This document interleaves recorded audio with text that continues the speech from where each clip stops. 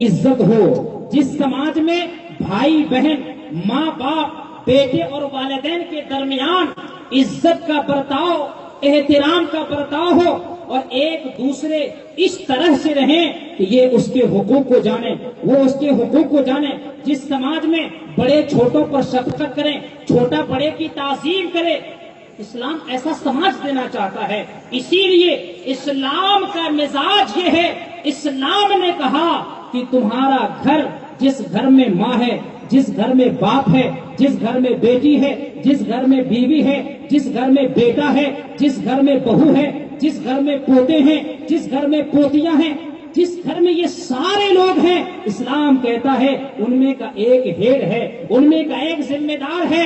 اللہ تبارک و تعالی ارشاد فرماتا ہے، یا ایھا الذین آمنو، اے ایمان والو، ایمان کی خوشبو سے اپنے وجود کو معطر کرنے والوں، تمہیں کہہ رہا ہوں، تم سے خطاب ہو رہا ہے، تمہیں پکار کر کے اللہ تعالی ارشاد فرماتا ہے، قوا انفسکم واہلیکم نارا، تم خود کو بھی اور اپنے ماتحتوں کو بھی، اپنے بچوں کو بھی، اپنی بیوی کو بھی، اپنی ماں کو، اپنے باپ کو، اپنے پوتوں کو، اپنی پوتیوں کو، غرض کی تمہارے انڈر میں جو لوگ آتے ہیں ان سبوں کو قرآن فرماتا قوا انفسکم واہلیکم نارا، خود کو اور ان لوگوں کو آگ سے ڈراؤ۔ یہ کون سی آگ ہو رہی ہے؟ کیا دنیا کی آگ ہو رہی ہے؟ نہیں نہیں میرے بھائی، اس آگ کی بات ہو رہی ہے جس کے بارے میں اللہ خود فرماتا ہے وقودھا الناس والحجارہ، یہ وہ آگ ہے جس آگ کو جلانے کے لیے لکڑی نہیں پیش کی جاتی ہے، جو آگ لکڑی سے نہیں بھڑکائی جاتی ہے، جس آگ کو تھوڑی دیر کے لیے کسی طریقے سے برداشت کر لیا جائے، اس آگ کی بات نہیں ہو رہی ہے، بلکہ اس آگ کی بات ہو رہی ہے کہ جس کو جلانے کے لیے انسانوں اور بتوں کو پیش کیا جائے گا۔ اللہ اکبر کبیرہ۔ قرآن کا مزاج یہ ہے، اسلام کا مزاج یہ ہے کہ تم میں سے ایک نگراں ہے اور اس کے ماتحت والے سب اس کے ماتحتی میں آتے ہیں، اور اس نگراں سے سوال کیا جائے گا کہ تم نے اپنی نگرانی کا حق ادا کیا کہ نہیں کیا ہے، اور نگرانی کا حق یہ ہے، اسلام کا مزاج یہ ہے کہ اللہ تبارک و تعالی نے اگر ہمیں اولاد کی دولت عطا فرمائی ہے، اللہ تبارک و تعالی نے اگر ہمیں اولاد سے نوازا ہے، تو ہم اپنی ذمہ داری سمجھتے ہوئے اولاد کی اچھی تربیت کریں، اچھی تربیت کریں۔ جب اولاد کی اچھی تربیت کریں گے، دینی تربیت کریں گے، تو پھر وہ حادثہ نہیں دیکھنا پڑے گا کہ جس حادثے کو دیکھ کر کے ہمارا سر شرم سے جھک جایا کرتا ہے، جس حادثے کو دیکھ کر کے ہماری عزت نیلام ہو جاتی ہے، جس حادثے کو دیکھ کر کے ہمارا سماج بدنام ہوتا ہے، وہ کیا ہے؟ وہ یہ ہے کہ اپنے بچوں کی دینی تربیت کرنی ہے۔ اللہ کے نبی سید عالم صلی اللہ تبارک و تعالی علیہ وسلم نے بھی اس بات کی طرف ارشاد فرمایا۔ میرے آقا سید عالم ارشاد فرماتے ہیں کہ اے لوگوں، اگر تمہیں اولاد کی دولت ملی ہے، فرماتے ہیں کہ من ولد لہ فلیحسن اسمہ وادبہ، یہاں سے تربیت کا آغاز۔ فرماتے ہیں کہ اللہ تبارک و تعالیٰ نے جسے اولاد کی دولت عطا فرمائی ہے، اسے چاہیے کہ اس کا اچھا نام رکھے، اسے چاہیے کہ وہ اسے اچھا ادب دے۔ یہ دو طرح کے حقوق کا تذکرہ فرمایا، اچھا نام رکھے اور اچھا ادب سکھائے۔ اس کے بعد تیسرا حق ارشاد فرمایا، یہی تیسرا حق، اس حق میں ہم کوتاہی کرتے ہیں، اس حق میں ہم کمی کرتے ہیں۔ آقا ارشاد فرماتے ہیں فَإِن بَلَغَ فَلْيُزَوِّجْهُ، جب اولاد بلوغ کی منزل کو پہنچ جائے، جب بالغ ہو جائے، تو اس کا نیک رشتہ دیکھ کر کے اس کی شادی کر دے۔ سبحان اللہ سبحان اللہ، بہت شادی کر دے۔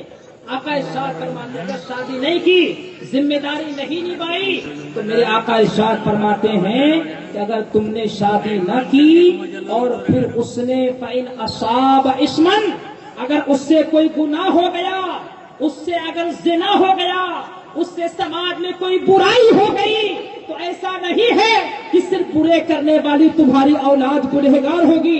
میرے آقا فرماتے ہیں کانا اسمہ علی ابی، اس بچے کے اس برے کرتوت کا گناہ اس کے باپ کے نام اعمال میں بھی درج کیا جائے۔ اللہ اکبر کبیرہ۔ اعلیٰ حضرت امام عشق و محبت سیدی امام احمد رضا خان فاضل بریلوی، وہ صرف बरेली के इमाम नहीं है, वो सिर्फ एक आलिम ही नहीं थे, वो सिर्फ एक मुफ्ती ही नहीं थे, वो सिर्फ एक मुज्तहिद ही नहीं थे, बल्कि वो थे कि जो कौम की नब्ज पर अपना हाथ रख करके ये समझते थे कि कौम को बुखार है कि पेचिश है, कौम को गैस है कि उसके दिल में प्रॉब्लम है। यही वजह है आला हजरत इमाम अहमद रजा फादिल बरेलवी अलैहि रहमत व रिदवान ने जहां पर फिक्र के बड़े बड़े मसाइल पेश किए, बड़ी बड़ी तहकीकें पेश की, हदीस के जवाहिर पारे पेश किए, हदीस के दरिया बहाए, दीगर तमाम उलूम व फनून पर किताबें लिखी, वहीं पर इस बुनियादी जरूरत को भी आपने पूरी फरमाया, यानी औलाद को किस तरह से बाइज्जत बनाया जाए। औलाद होना तो बनो जाएगा।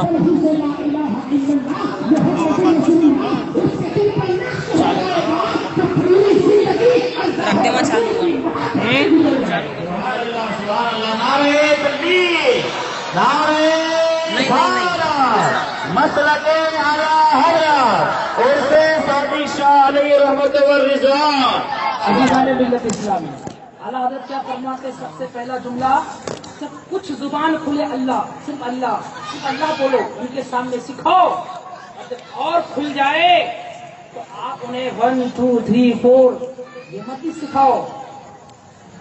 उनको, उन बच्चों को जब कुछ बोलने लगे तो रंग मत सिखाओ, और रंग सिखाने के लिए उन्हें कार्टून मोबाइल के सामने खोल के न दो, और ये न समझो चलो ये खेलते बैठे, कार्टून देखते बैठे, मैं अपना काम करने जा रही हूँ।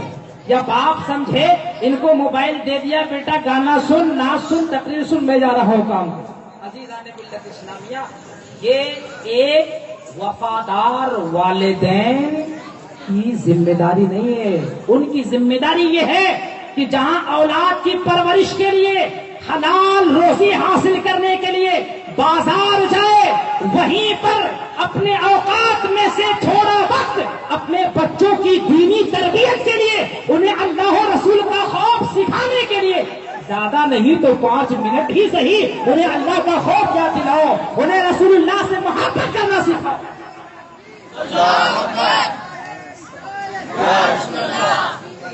नारे तकबीर, नारे रिसालत, मसलके आला हज़रत हुजूर सैयद कैफी अली रिजवी साहब की मिला, हुजूर बुलबुले बागे मदीना। सुभान अल्लाह। बैठ जाइए, बैठ जाइए।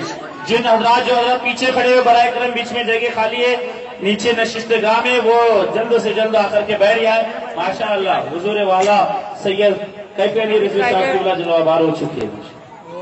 माशाअल्लाह, सुभान अल्लाह, बड़ी खुशकिस्मती की बात है हमारे स्टेज पर हजरत सैयद कैफी अली खादिम आस्ताने ताजुश शरिया। हमने क्या कहा, खादिम।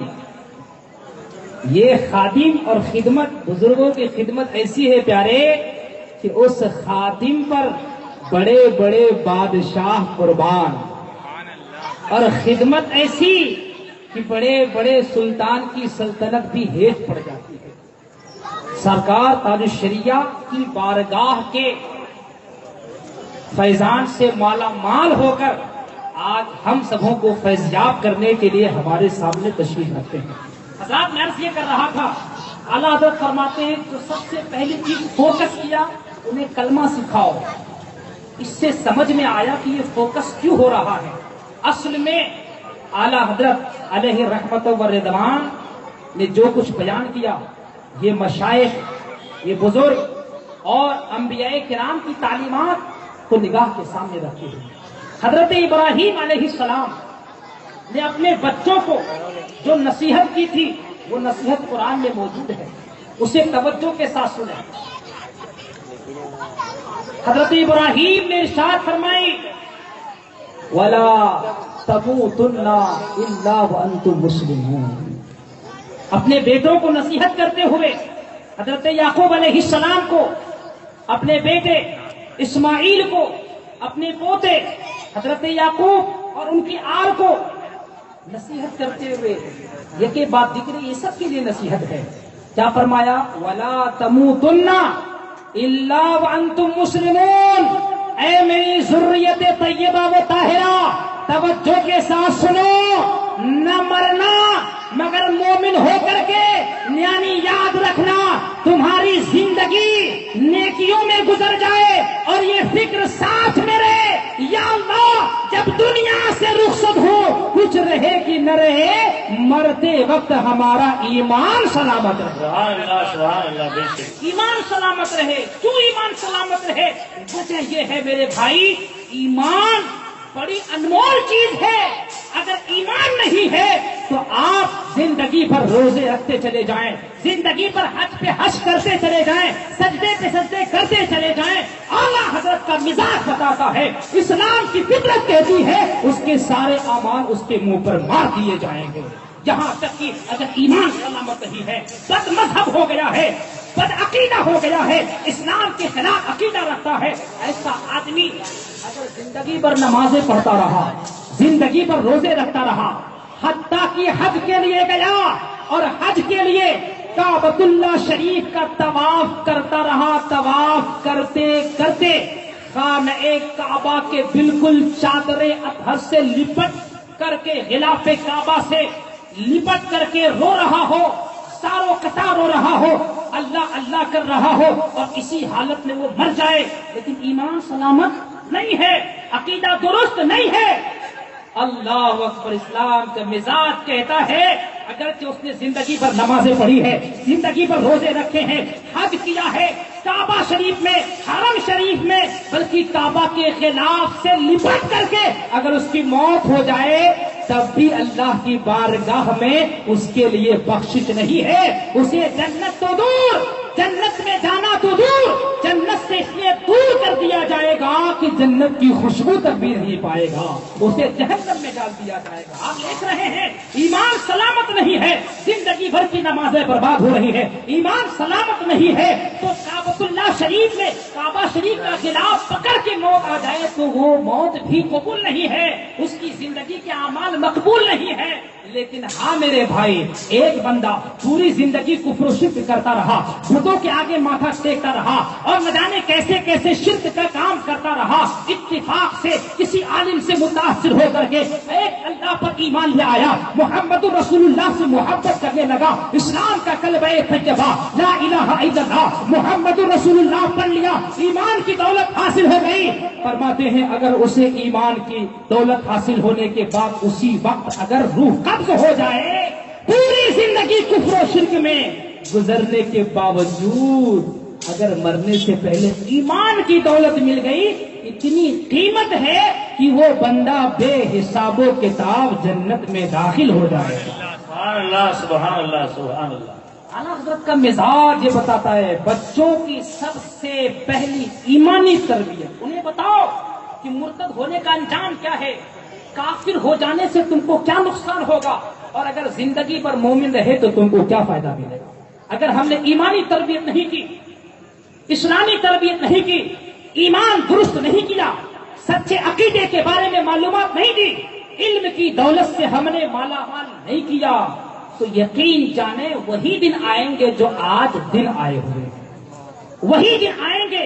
اگر ایمان کی قدر ہی نہیں تو اپنوں کے ساتھ کیا ضروری، شادی ہی تو کرنا ہے، اپنے سے کرے کہ غیر سے کرے، لیکن اگر ایمان کی قدر آپ نے بتائی ہوگی، اگر کفر کا انجام بتایا ہوگا، مرتد ہونے کی سزاؤں کا تذکرہ کیا ہوگا، جہنم کی شدت بتائی ہوگی، جنت کے انعامات بتائے ہوں گے، تو یقین جانے زمین ادھر سے ادھر تو ہو سکتی ہے لیکن آپ کی اولاد نافرمانی کرتے ہوئے کبھی بھی کفر اختیار نہیں کر سکتی ہے۔ اس زمانے میں اگر آپ اپنے بچوں کی سچی ایمانی تربیت کرنا چاہتے ہیں، سچے ایمان سے وابستہ کرنا چاہتے ہیں، تو سچا اسلام جس کے دعوے دار ہزاروں ہیں، ہر کوئی دعویٰ کرتا ہے ہم سچے مسلمان ہیں، وہ مسلمان کہ جو اسلام اللہ کے نزدیک سب سے زیادہ پیارا ہے، دعوے کرنے والے بہت ہیں، لیکن سچا ایمان جو واقعتاً اللہ کے نزدیک سچا دین ہے، سچا مذہب ہے مذہب اسلام. ہمارے زمانے میں اسی سچے مذہب اسلام کی سب سے نمایاں پہچان مسلک اعلیٰ حضرت ہے. اعلیٰ حضرت کی تعلیمات ہے.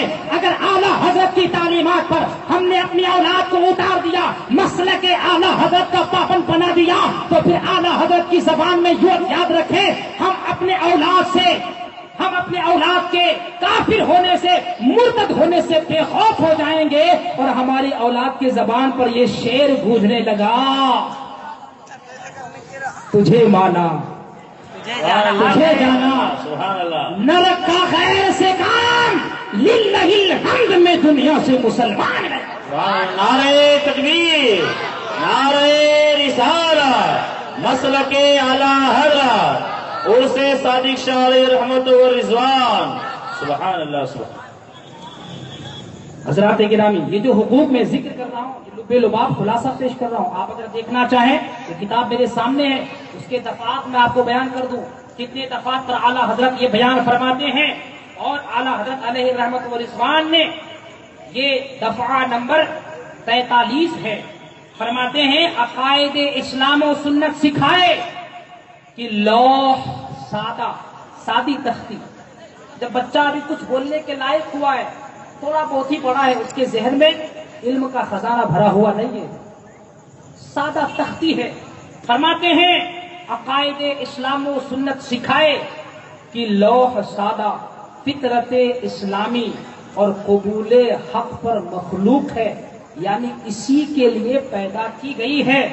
اس وقت کا بتایا پتھر کی لکیر ہوگا. سبحان اللہ. اس وقت کا بتایا ہوا پتھر کی لکیر ہوگا. لیکن آپ توجہ کیجیے کہ ہم ایسا کرتے ہیں, ہم تو یہ سمجھتے ہیں ابھی بچہ ہے سیکھ جائے گا, یہ نہ بولتے ہیں غلط کام کیا, ارے بچہ ہے سیکھ جائے گا. لیکن میرے دوستو یہ بہت بڑی بھول ہے, یہ بہت بڑی بھول ہے.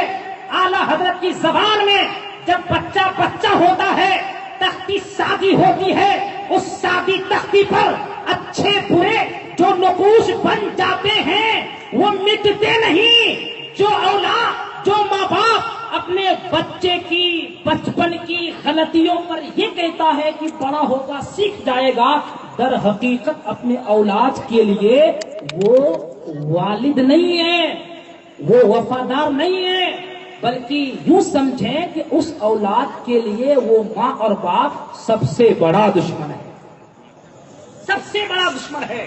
آپ نے تجربہ کیا ہوگا, جو اسکول ٹیچر ہوں گے, مدرسے میں پڑھاتے ہیں یا سماج سیوا کرتے ہیں, وہ لوگ اچھی طرح جانتے ہیں, بلکہ والدین یہاں پر موجود ہیں وہ بھی جانتے ہوں گے.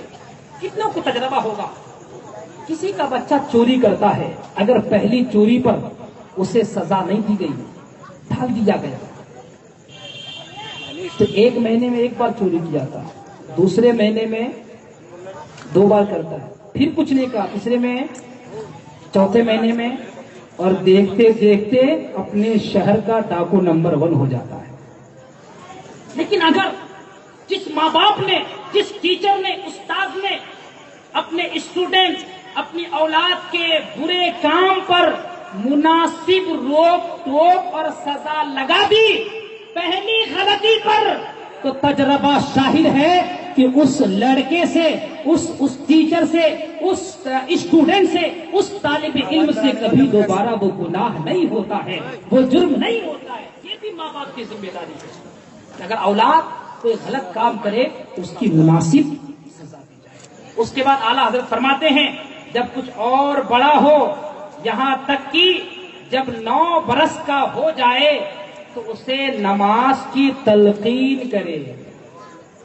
7 برس کا ہو جائے تو اسے نماز کی تلقین کرے, یعنی کہے بیٹا نماز پڑھو, نماز پڑھو. نماز تو فرض ابھی نہیں ہوا نا, نماز کب فرض ہوگا, جب بالغ ہو جائے گا. یعنی کم از کم اگر لڑکی ہے تو 9 سال شروعات, 12 سال آخری. لڑکا ہے تو کم از کم 12 سال, زیادہ 15 سال. اس وقت غلطی ہو گئی, سوری, بلوغ کی جو شروع کی عمر ہے وہ فرق ہے.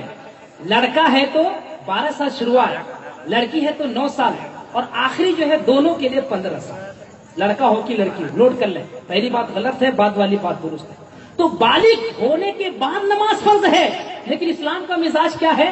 جب 7 سال کے ہو جائیں تو نماز کے بارے بتاؤ، اور آقا فرماتے ہیں وَضْرِبُوا عَلَيْهِمْ وَهُمْ 10 سنین، جب 10 سال کے ہو جائیں تو انہیں مار کر کے نماز پڑھاؤ۔ کیوں؟ ابھی نماز فرض نہیں ہے پیارے، پھر بھی نماز کا حکم دیا جا رہا ہے۔ وجہ یہ ہے ابھی سے نماز کا حکم اس لیے ہے تاکہ نماز فرض ہونے سے پہلے اس کی عادت لگ جائے، اور جب نماز پڑھنا ضروری ہو جائے تو اس وقت سے مکمل اللہ تعالیٰ کا حق ادا کرتا رہے۔ اگر ابھی نماز نہیں سیکھے گا تو بالغ ہونے کے وقت اگر سیکھنا شروع کرے گا تو کچھ نمازیں ذمے میں رہ جائیں گی، اللہ کی نافرمانی ہو جائے گی، اللہ ناراض ہو جائے گا۔ جب اللہ ناراض ہوگا، رب نہ خوش ہوگا تو نہ میری اولاد میری ہو سکتی ہے دنیا میں، نہ آخرت میں میرے لیے فائدہ بخش ہو سکتی ہے۔ اولاد نعمت ہے دنیا میں بھی اور آخرت میں بھی۔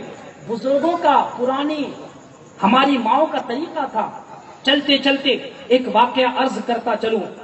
حضرت بابا فرید الدین گنج شکر رحمت اللہ تعالی علیہ کا واقعہ اس وقت میرے ذہن میں۔ ان کی والدہ کے بارے میں کتابوں میں لکھا، منقول ہوا۔ ان کی والدہ نمازی تھی، متقیہ، پرہیزگار۔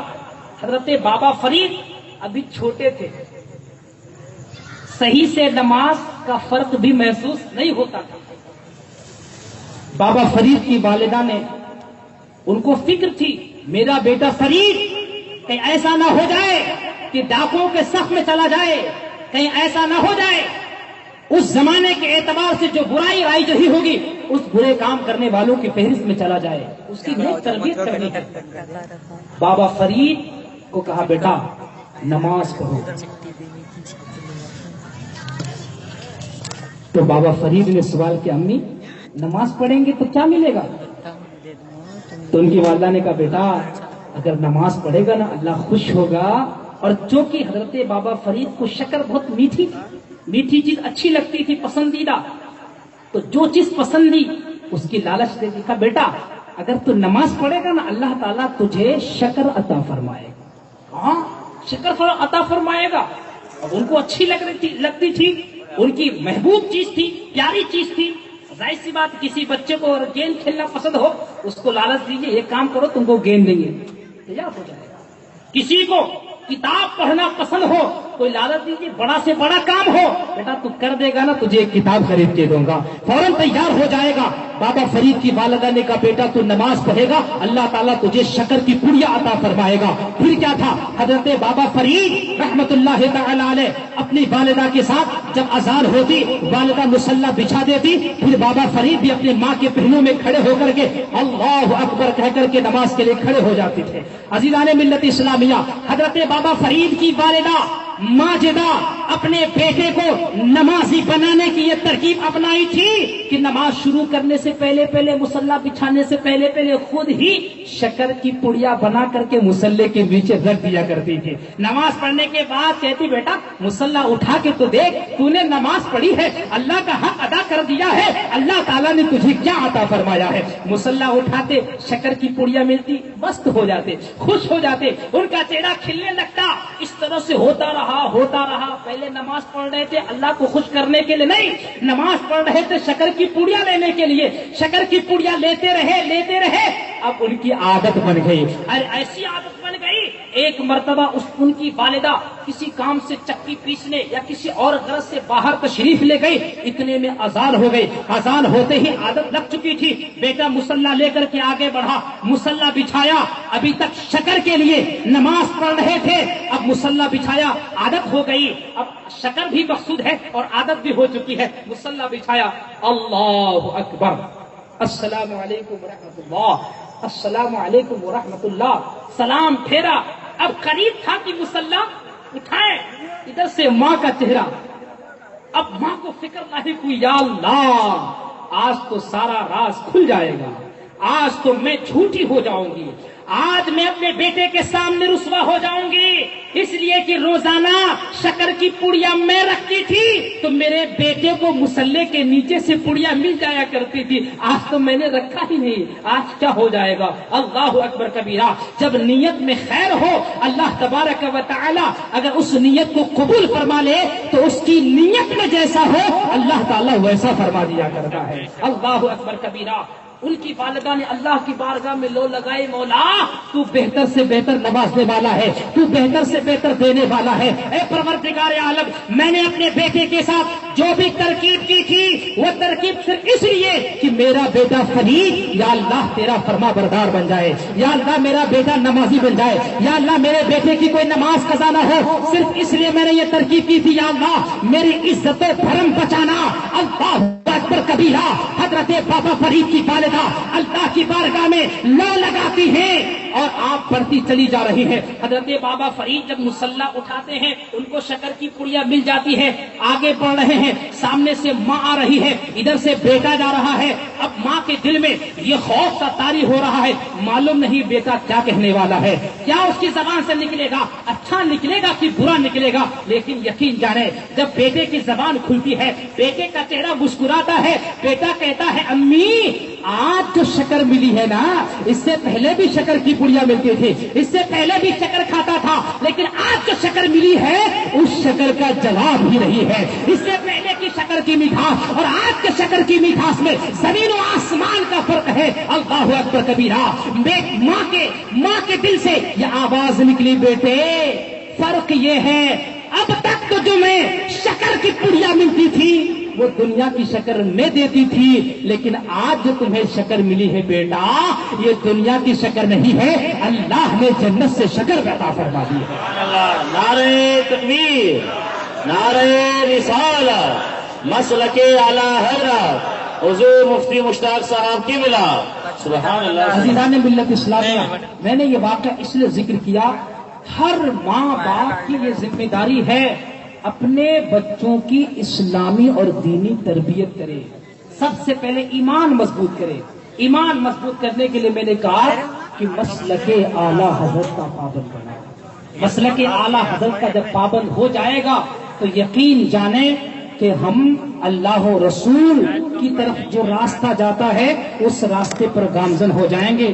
اسی لیے تو سرکار تاج الشریعہ حضرت شیخ الاسلام المسلمین مفتی محمد اختر رضا خان ازہری حضور تاج الشریعہ ارشاد فرماتے ہیں مسلک اعلی حضرت پہ قائم رہو، مسلک اعلی حضرت پہ قائم رہو، زندگی دی گئی ہے اسی کے لیے۔ سارا راز کھل گیا، زندگی دی گئی ہے اسی کے لیے، یعنی مسلک اعلی حضرت کسی الگ راستے کا نام نہیں ہے بلکہ مسلک اعلی حضرت اسی راستے کا نام ہے جس راستے میں حضور تک پہنچنے کے لیے کسی جگہ پر خواجہ اجمیری ملتے ہیں، کسی جگہ پر مخدوم سمنا ملتے ہیں، کسی جگہ پر حضرت غوث اعظم ملتے ہیں، ہاں اسی راستے میں حضرت سیدنا علی کے مرتضیٰ ملتے ہیں، اسی راستے میں حضرت سیدنا عثمان غنی ملتے ہیں، اسی راستے میں حضرت سیدنا عمر فاروق اعظم ملتے ہیں، اسی راستے میں ابو بکر صدیق ملتے ہیں۔ جو کوئی اس راستے کو پکڑ کر کے ابو بکر صدیق تک پہنچ گیا سمجھو وہ رسول اللہ تک پہنچ گیا، اور جو رسول اللہ تک پہنچ گیا سمجھو وہ جنت کے راستے میں قائم ہو گیا۔ اسی لیے تاج الشریعہ فرماتے ہیں مسلک اعلی حضرت سلامت رہے، مسلک اعلی حضرت سلامت رہے، ایک پہچان دین نبی کی، ایک پہچان دین نبی کے لیے۔ حضرات گرامی، اس کا مطلب یہ ہوا کہ یہ جو کچھ ہو رہا ہے وہ ہماری دینی تربیت نہ کرنے کا نتیجہ ہے۔ دینی تربیت کرنا ہے، ساتھ ساتھ میں نے شروع میں کہا تھا یہ ہوتا کیوں ہے، یہ دوستی والا مسئلہ ہے، دوستی والا مسئلہ۔ دوستی کی بات آ گئی، ایک پوائنٹ ذکر کروں اور پھر آپ سے رک سکتا۔ دوستی اور دشمنی اللہ تبارک و تعالی نے آج سے 1450 برس پہلے ایمان والوں کو متنبہ کر دیا تھا، ایمان والوں کو آگاہ کر دیا تھا کہ تمہارا دوست کیسا ہونا چاہیے، تمہارا دوست کون ہے، تمہارا دشمن کون ہے۔ ہم نے اللہ تعالیٰ کے احکام پر عمل نہیں کیا، اللہ کے قانون سے، فطرت کے قانون سے بغاوت کی، تو آج یہ کالا دن دیکھنے کو مل رہا ہے۔ اللہ کا قانون یہ ہے، اللہ نے متنبہ کیا تھا۔ اللہ تعالیٰ ارشاد فرماتا ہے لا تتخذوا عدوی وعدوکم اولیاء۔ اللہ فرماتا ہے اے لوگوں، اے ایمان والو، تم میرے دشمن کو اور اپنے دشمن کو دوست نہ بناؤ۔ اس کو اور واضح فرمایا، اللہ فرماتا ہے لا یتخذ المؤمنون الکافرین۔ اللہ فرماتا ہے کہ کوئی مومن کافر کو دوست نہ بنائے۔ اور اللہ فرماتا ہے لا یا ایھا الذین آمنو، یا ایھا الذین آمنو لا تتخذوا بطانة من دونکم ولا یالونکم خبالا ودوا ما عنتم۔ اللہ فرماتا اے ایمان والو، اپنے علاوہ غیر کو رازدار مت بناؤ، رازدار مت بناؤ۔ بہت توجہ کے ساتھ سنیے، آج کی جلسے کا پیغام پیش کر رہا ہوں۔ اللہ فرماتا ہے اے ایمان والو، غیروں کو رازدار نہ بناؤ، وہ تمہیں برباد کرنے میں معمولی کسر بھی نہیں چھوڑیں گے۔ انہیں وہی اچھا لگتا ہے جس سے تم کو تکلیف پہنچتی ہے۔ آج میری بہنیں مرتد ہو رہی ہیں، آج میری بہنیں غیروں کے ساتھ شادی رچا کر ان کے ہوس کا نشانہ بنا کر ماں باپ کی عزت کو، اپنے سماج کی عزت کو، اپنے بھائی کی عزت کو نیلام کر رہی ہے۔ یقین جانو یہ ہمارے لیے برا ہے کہ نہیں ہے؟ ہمارے لیے اتنا برا ہے کہ ہمیں شرم سے چلو بھر پانی میں ڈوب کر مر جانا چاہیے۔ اللہ فرماتا ہے انہیں رازدار نہ بناؤ، ہم دوست بناتے ہیں، ہم دوستی کرتے ہیں۔ اللہ نے تو صرف اتنا کہا تھا کہ ان کافروں سے، ان مرتدوں سے، ان غیروں سے صرف لین دین، خرید و فروخت، تو جو تمہاری ضروری چیزیں ہیں اتنے حد تک کرنا، اس سے آگے نہ کرنا، یعنی دوست نہ بنانا، رازدار نہ بنانا۔ لیکن ہوتا یہ ہے ہم اتنے بھولے بھالے ہیں، ہم غیروں پر اتنا بھروسہ کرتے ہیں، سماج، معاشرہ، فکر اتنی تبدیل ہو چکی ہے، آج اپنوں پر اتنا بھروسہ نہیں ہوتا ہے کہ جتنا بھروسہ غیروں پر ہوا کرتا ہے۔ ہم اپنے بھائی پر اتنا اعتماد نہیں کرتے ہیں جتنا پڑوس کے غیر پر اتنا اعتماد کرتے ہیں۔ یہی وجہ ہے جب غیر پر اعتماد کرتے ہیں تو یہ حالات دیکھنے کو ملتے ہیں۔ کسی نے لکھا ہے، آپ سوچو، تصور کرو، ایک مسلم خاندان ایک شہر میں آباد، ہنستا کھیلتا، ماں باپ تھے، گھر میں ایک لڑکی، کوئی دوسرا نہیں، مارکیٹ میں ماں باپ کی دکان، دن بھر ماں باپ دکان میں، گھر میں تنہا بیٹی، اور وہ ایسے علاقے میں اس کا گھر ہو کہ جہاں کافر مسلمان دونوں ایک ساتھ رہتے ہوں، اور وہاں پر پڑوس میں کوئی ہندو گھرانہ ہو، کافر گھرانہ ہو، اور نوجوان لڑکا ہو، اور وہ پڑوس کا نوجوان، آپ کے پڑوس کی نوجوان بیٹی جس کے پاس موبائل بھی ہے، کیا ہے؟ موبائل، تمام برائیوں کی جڑ موبائل بھی ہو، آنے جانے کی سہولت بھی ہو، سیپریٹ کار ہو جس کے اندر کوئی دوسرا دیکھنے والا نہیں ہے، تو ایسی صورت میں ہوتا یہ ہے کہ وہ غیر نوجوان جب آپ کے گھر میں، ماں باپ تو دکان میں ٹھہرے، ماں باپ تو مارکیٹ میں ہیں، ہمارے گھر میں جوان بچی تیار ہے، اب وہ نوجوان جو پڑوسی ہے، پڑوسی ہونے کے ناطے آنا جانا شروع ہو گیا، پڑوسی ہے، بھروسہ کر لیا ہم نے، یہ نہیں دیکھا کہ اپنا ہے کہ خیر ہے، بلکہ صرف یہ دیکھا کہ پڑوس کا رہنے والا ہے، ہم نے بھروسہ کر لیا، اتنا بھروسہ کیا کہ پھر عزت اور سماج کے اقدار کی تمام حدوں کو پار کر دیا۔ لوگوں نے لڑکی کے والدین کو بتایا ایسا ایسا چل رہا ہے، کچھ گڑبڑ دیکھ رہا ہوں۔ ماں باپ بھی کتنے بھولے ہوتے یار، سمجھنا چاہیے۔ ایسے موقع پہ ماں باپ کہتے ہیں ارے کچھ نہیں ہے، یہ بدنام کرنے کی سازش ہے، وہ ہمارا پڑوسی ہے، ایسا کیسے کر سکتا ہے، ایسا ہوتا ہے کہیں کیا؟ اللہ اکبر کبیرہ، ایسا معاملہ ہوتا ہے۔ پھر ہوتے ہوتے یہاں تک کہ اندر کی محبت پروان چڑھتے جاتی ہے، یہاں تک کہ شادی طے ہو جاتی ہے، اور شادی کا وقت بھی آتا ہے، اور یہ بھی کہ مندر، بغل والے مندر میں جا کر کے دونوں ایک دوسرے کے ماتھے پر سندور بھر رہے ہوتے ہیں، اس وقت سوائے شرمندگی کے اور کچھ نہیں ہوتا۔ اے کاش ہم نے قرآن کے اس فرمان پر عمل کیا ہوتا، اللہ کے دیے ہوئے قانون پر عمل کیا ہوتا، اللہ کے قانون سے بغاوت نہ کی ہوتی تو یہ کالا دن دیکھنے کو نہیں ملتا۔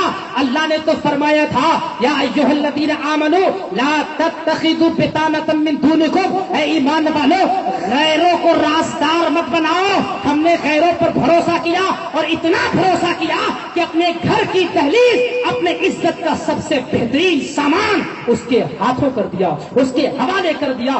یہی وجہ ہے کہ آج ہماری سماج کی بیٹیاں اپنے دوسروں کے ہوس کا شکار ہو کر کے ہمارے عزت کو خاک اور مٹی میں ملا رہی ہوتی ہے۔ عزیزان ملت اسلامیہ، آج کی اس عظیم الشان اجلاس میں آئے ہو، یہاں سے ذہن و فکر لے کر کے جاؤ۔ اللہ نے جو ہمیں قانون عطا فرمایا ہے، اپنے اور غیر کی پہچان بتائی ہے، اپنے اور غیر کے پہچان کو ہمیں پہچاننا ہے اور فرق کرنا ہے، اپنا کون ہے غیر کون ہے۔ اپنے بچوں کو دینی تعلیم دینی ہے، اپنے بچوں کو نماز سے آگاہ کرنا ہے، بلکہ نماز پڑھوا کے لینا ہے، اپنے بچوں کے ساتھ کچھ وقت گزارنا ہے۔ اور یہ جو موبائل ہے، تمام فسادوں کی جڑ، تمام برائیوں کی جڑ اگر ہم نے اپنے اولاد کو دے دیا ہے، اپنے بیٹا ہو یا بیٹی ہو، اس موبائل نے تو آخری تمام حدوں کو پار کر دیا ہے۔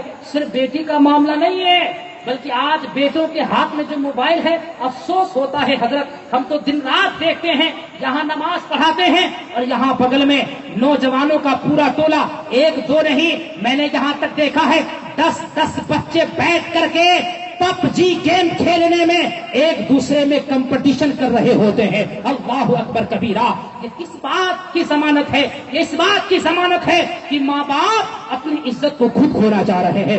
ماں باپ کو اپنے اولاد کی نعمت کی قدر نہیں ہے۔ اگر ماں باپ کو اپنے اولاد کی قدر ہوتی، اپنے اولاد کو نعمت سمجھتے تو اپنی اولاد کو یہ حساب لیتے، بیٹا آج تم نے فجر سے لے کے شام تک کتنی نماز پڑھی ہے، کہاں کہاں ادا کی ہے، کتنے گناہ کیے ہیں، کتنے اچھے کام کیے ہیں۔ یہ حساب اگر لے تو سمجھو کہ ماں باپ کو فکر ہے کہ میری اولاد میرے لیے نعمت ہے یا میرے لیے زحمت ہے۔ اولاد نعمت بھی ہے، اولاد زحمت بھی ہے، اور کیسے نعمت اور کیسے زحمت ہے اس کو سنیے۔ میرے آقا ارشاد فرماتے ہیں ایک انسان جب مر جاتا ہے تو اعمال کا دفتر بند ہو جاتا ہے، لیکن 3 کام کہ وہ جاری رہتے ہیں، ان میں سے تیسرا نمبر یہ ہے کہ من ولد صالح، نیک اولاد۔ اگر ہم نے دنیا میں نیکی کرنے والی اولاد پیدا کر رکھی ہے اور وہ اولاد دنیا میں نیک عمل کرتے ہیں، اگرچہ ہم قبر میں چلے جائیں گے، منو مٹی تلے ہوں گے، لیکن سبحان اللہ اسلام کا مزاج ہی ہے، ہم نے اولاد کی اچھی تربیت کی ہے، اس کا فیضان یہ ہوگا سرزمین پر، زمین کے اوپر اولاد نیک کام کرے گی، اولاد کو بھی ثواب ملے گا اور اتنا ہی ثواب اس کے ماں باپ کو بھی عطا کیا جائے گا، اس کے قبر میں اس کے ماں باپ کے نام اعمال میں اضافہ کر دیا جائے گا۔ اسی لیے اولاد رحمت بھی ہے، اولاد زحمت بھی ہے۔ نیک تربیت کریں، اگر اچھائی کی طرف مائل کریں، نیک کام میں ٹرینڈ کر دیں تو ہمارے لیے سراپا رحمت ہے، اور اگر ہم نے اچھے کام کی طرف مائل نہیں کیا تو ہمارے لیے سراپا زحمت ہے۔ عزیزان ملت اسلامیہ، اس فتنے کو روکنے کے لیے نوجوانوں کو آگے آنا چاہیے، صاحب ثروت لوگوں کو آگے آنا چاہیے۔ ان کی ذمہ داری ہے کہ جہاں آپ عرس کمیٹی بناتے ہو، جہاں محرم کمیٹی بناتے ہو، جہاں جشن عید میلاد کمیٹی بناتے ہو، ایسے ہی آپ اپنے سماج کی بچیوں کی شادی کمیٹی بناؤ، ان کی شادی کا اچھا انتظام کرو، ان کے خرچ برداشت کرنے کی کمیٹی بناؤ، مال والا مال کے ذریعے، حساب جاننے والا اپنا وقت دے کر کے قرض کی جس سے جو کچھ ہو سکتا ہو، گھر والے اسلامی تربیت کریں اور ہمارے سماج کے لوگ ان کی شادی کا اچھا سے اچھا انتظام کریں۔ یقین جانیں جس دن ہمارے سماج میں ہماری بیٹیوں کی شادی اور ان کو ہنر سکھانے کے لیے، دینی اور دنیاوی اچھی تعلیم کے لیے بہترین کالج بننے شروع ہو جائیں گے، یہ فتنہ ہوا ہو جائے گا، ہماری عزتیں محفوظ ہو جائیں گے۔ اللہ تبارک و تعالی ارشاد فرماتا ہے یا ایھا الذین آمنوا قوا انفسکم واہلکم نارا، اے ایمان والو تم اپنے آپ کو اور اپنے بچوں کو اس آگ سے بچاؤ، اس جہنم سے بچاؤ، وقودھا الناس والحجارہ، کہ جس کا ایندھن انسان اور پتھر ہے۔ اللہ پاک کی بارگاہ میں دعا ہے مولا تبارک و تعالی ہم سبوں کو اپنی اولاد کی نیک تربیت، ایمانی تربیت، جسمانی تربیت، اخلاقی تربیت، ہر قسم کی تربیت سے لیس کر کے اپنی دنیا کے لیے بھی اور آخرت کے لیے بھی بہترین توشہ اکٹھا کرنے کی توفیق عطا فرمائے۔ ہمارے بولنے میں، بیان کرنے میں اگر کسی قسم کی غلطی واقعی ہو گئی ہو، کوئی خطا واقع ہو گئی ہو، آپ سب کو گواہ بنا کر اللہ کی بارگاہ میں توبہ کرتا ہوں۔ استغفر اللہ لی ولکم ولسائر المؤمنین وما علینا